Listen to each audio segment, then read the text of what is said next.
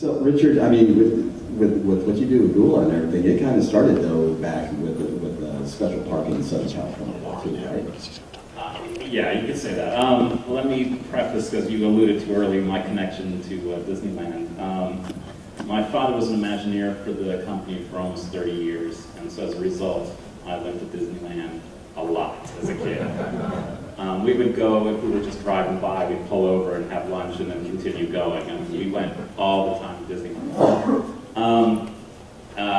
And side note, my mother was a Snow White from the World's Fair, picked by Walt himself.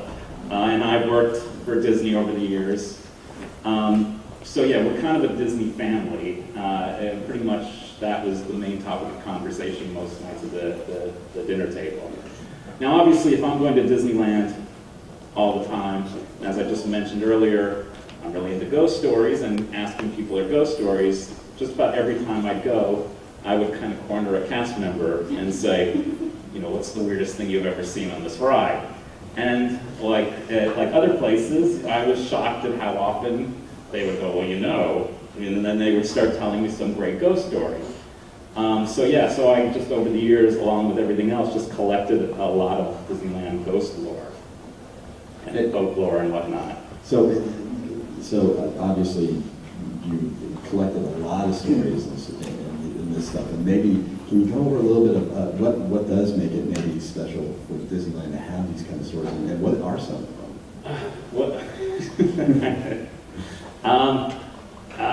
The short answer to your first part of your question is I don't know. I wish I knew why some places are haunted and some places are not haunted, because it doesn't seem to have any rhyme or reason. You'll have modern buildings like a Toys R Us that's haunted, and then you'll have an ancient place that's over 100 years old that should have a ghost, but nobody has ever seen anything. So I don't know, but you know, certainly Disneyland has all the earmarks of that a haunted place should have. It has history. It has tragic history. It also has very happy history. A lot of people love working there and being there, and it's no surprise in the afterlife they go back there. It has all the facets that just about every haunted place has, you can find at Disneyland. There are a ton of Disneyland ghost stories. It's kind of shocking. Like, I don't know if there's an attraction that's not haunted, or at least people don't have experiences in. And by the way, if I can do a quick plug. Absolutely. I actually collected all these stories I heard growing up from Imagineers and cast members and put it in the book, and it's for sale down in the, and if you come by my booth, you can get a copy of it. But yeah, there are a ton of ghost stories, but what's kind of fun about Disneyland, and probably all the theme parks, is the fact that the employees wear costumes. So it's really kind of hard, like especially I think with Knott's and with Disney, it's kind of hard when you're getting these stories and you're researching them. Like if you have a ghost of a cowboy, is that a ghost of a cowboy? Or is that a former employee that wore a cowboy costume coming back and doing his job at Frontierland? Can you see through them? So yeah, you have these like, it's hard to tell like, all right, is this a cow, like, is he from the 1800s and from the farm that was here, or is he from the 1950s and he's wearing, and for example, there's a sort of well-known within the park culture, a woman in white that wears a Victorian dress that's been seen in Disneyland, all over the park. She doesn't seem to be in one particular area. People have, generally when you hear stories about her, they're concerning Tomorrowland, just because she doesn't fit in. It's very clear she's not an employee, because most of the time, like if you see her on Main Street, you just assume, oh, it's a, you know, one of the employees here, or cast members. Because they don't have employees. Sorry. But I was discussing this with a former cast member, how odd it is that you can't, like, is that Victorian woman from the Victorian era, or is she an old Main Street employee that is coming back and hanging out on Main Street? Or, you know, walking through the park to the break area or wherever.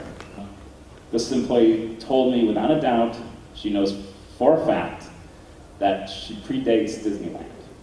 I was like, all right, well, I'll bite. Like, how do you know so for sure? And her experience with the ghost was that she was in the Emporium, which is the first shop on Main Street as you walk in the park under the tunnel. She was there, and she looked up and she saw what she thought was a fellow employee standing in the Emporium, and she was pointing. She was pointing behind this employee who was telling the story, this cast member who was telling the story. And I don't know if anybody's worked at Disneyland before, but you are not allowed to point. Apparently in some cultures, it's an offense. Yeah, it's like the open hand gesture, or and if you look at the statue of Walt Disney at the Hub, he's doing the accepted gesture. So you're not allowed to point. So this was a very jarring thing for this cast member. She looked over and saw a fellow cast member pointing behind her. And so she was trying to get the cast member's attention, like, you're not supposed to point. And she kept waving at the cast member, and after a few moments of the cast member doing this, the woman vanished into thin air. And she, like, whoa. So she believed that because of the pointing, it was not a former employee, because employees wouldn't know not to do that. Yeah. Now, of course, I asked the million-dollar question, what was she pointing at? And she said, you know what, I never turned around to see. Because I was so concerned with getting her attention that I have no idea what she was pointing at. Anyway, so I've done a little research on this, and it turns out that open hand gesture thing is a fairly recent rule. It is still very possible that it could be a former cast member. The mystery is not solved, whether it's an actual Victorian lady or a cast member that worked on Main Street. Yeah. People take their loved ones' ashes and they throw their ashes, out at Jungle Cruise, because that was the happiest ride they ever were on. Do you think that might contribute to the hauntings in these parks? Yeah, I mean, we were kind of touching on earlier why would these places be haunted, and that's a really excellent point. I don't think people realize how often that occurs. Obviously, the park does not sanction that. You cannot do that. Yeah. If you approach them and try to go through legal channels, they will not let you do that, but that doesn't stop people from sneaking them in and dumping them on the side of a ride or whatever. And yeah, it is, I mean, I've talked to security guards. It is shocking how often that happens, to the point where I know that there are a few attractions where they actually have hazmat suits and stuff, so that if a cast member catches it, or thinks that it's going on, they can shut down the ride and start and deal with it. But yeah, there are a lot of human remains scattered around that park, especially it seems to be the water rides, like you mentioned, Jungle Cruise, Pirates, thank you. Haunted Mansion. And Haunted Mansion, which is also, For a 4-year-old boy. they have the fake dust in there, so it's kind of hard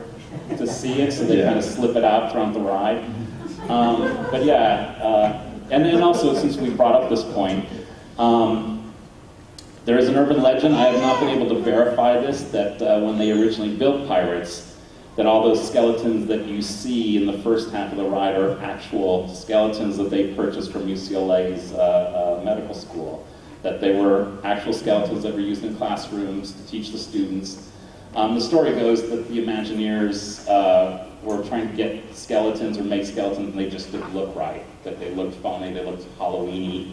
And so they ended up just buying real skeletons and sticking them throughout that attraction, which could also add to the fact that you have not only the human remains in the water, but you have actual human remains as part of the themed attraction, could add to the unrest in the park. I have not, and I don't know of anybody who has, but interestingly, there is an Anaheim Bigfoot. I don't know if there are people that do claim that they've seen, there's a wash, I guess, there's like an old aqueduct that people have claimed, which is very close to Disneyland. I don't know if it's connected, but it's funny, there is an urban legend. A lot of people do claim, do swear, that there is a Bigfoot roaming loose in Anaheim. There you That's go. not my area of expertise, unfortunately. Isn't it? Learn new stuff every day, man. And I'm actually, I don't know if I'm shocked or ashamed that I actually know that. There's an Anaheim Bigfoot. There's an Anaheim Bigfoot. All right. We also have Richard Carradine, Jack Pascal,